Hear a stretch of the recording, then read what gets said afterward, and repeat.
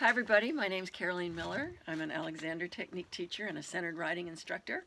And I'm here with Kathy Pike, and I'm here to talk with her about her book, Hope from the Heart of Horses, which I have not read, but I'm really excited to read. And I want to find out more from Kathy about why this book is an important piece of information for me and my students, and why I should have this in my library and make sure all my students read it. So pressure's on. Pressure's on, yeah. So Kathy, this book sounds like something that would be really helpful to me and my students.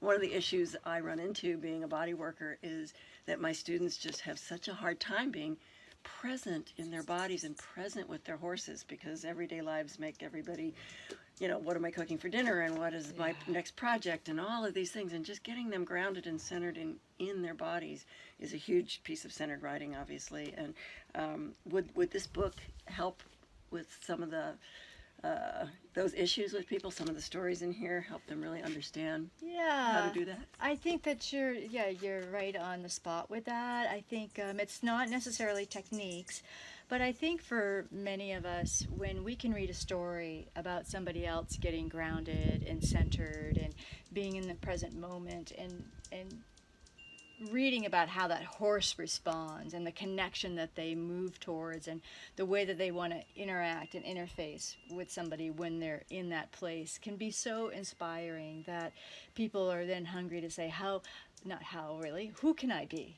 Who can I be as a person to create this level of connection and co-creation that is from the heart, and it's not from the checklist, it's not from busy mind, it's not from being out of the body. And our culture promotes being out of the body so much that... Absolutely. Yeah, you see it, I'm sure, all the time. And the horses, of course, and you know this, they don't live that way. They have to be in their bodies. They need to communicate through their bodies with each other. They're animals that are preyed upon. If they're not in their bodies, they can't sense when there's something in the environment that could hurt them or is not good for them. Yeah. So they rely on others to be really body-centered. And the stories in that book, there are some actual stories about riders. I actually started this work working with riders. I was invited to Canada. I had actually no experience, but I have a method called the mind-body method. And one of my students who was learning how to do the mind-body method coaching said, come up to Canada and work with my riding clients, because working with you has changed how I ride. Yeah. So I went up there not knowing anything about working with horses and people in this way, and I said, I don't know what I'm going to do. Yeah. She goes, just do what you do with me over the phone, but we're going to do it with riders. And oh my goodness, we had the most amazing experiences watching. There's a story in the book about a woman who was riding a horse, and I didn't even have any experience, and I could see that the right shoulder on that horse was just not going out and as flexible or had as much as extension as the left. And then I looked at the human, because I was a body worker. I could really see where people were stuck in their bodies energetically. And I looked at the lady and I could see, there's this energy right between her shoulders. And I did a bunch of work with her, and she ended up working with that area through our dialogue, really got present with some of the things that she was holding there, got real with it, was able to release it, and then it took a little longer than what I'm saying, but then she and her horse started to move around the arena again, and it was so fascinating.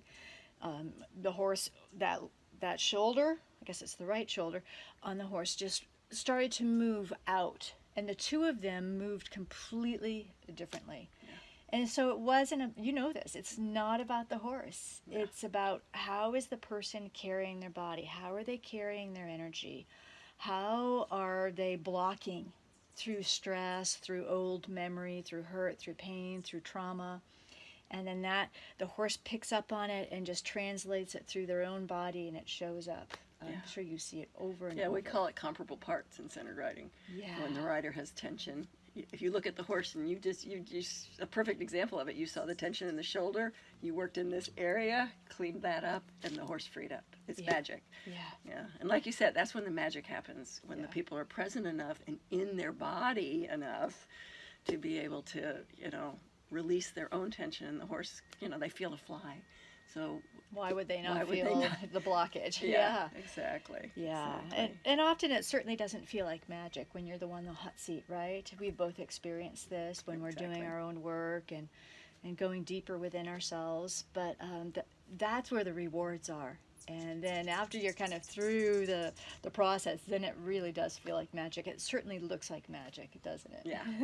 Well, and the other thing you mentioned that I thought was fascinating is the reactions in the horse.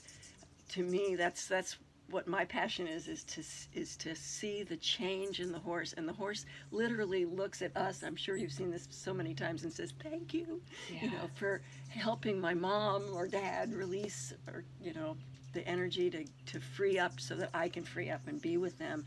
And when you say it's sometimes hard, it is hard, but I think for people to be able to see that softness that comes in the horse and how much then it opens their heart. And I'm sure you have stories in here that express some of that heart-opening energy in the horses changing through the process. There's so many stories in there, and they're really profound stories. Many of those were when I first started the work. So, I mean, literally for me, it felt like magic. It felt like wonder. It felt like, oh my goodness. And ironically, I'm a really high creative, and I get bored really easy.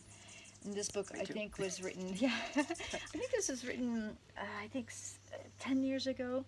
And to this day, I'm inspired to do sessions. I'm inspired to teach this work because every human and every horse is different, and they're going to show up differently in how they work together. The results are going to be different. It's dynamic. It's ever changing. You know this, right?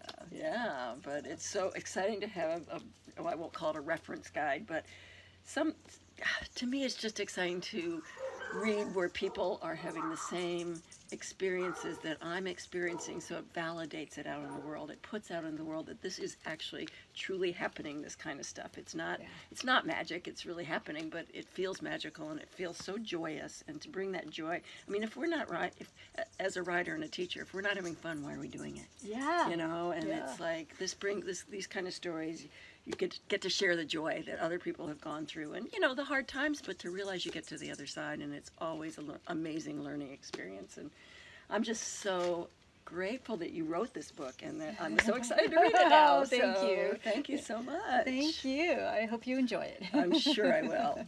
Yeah.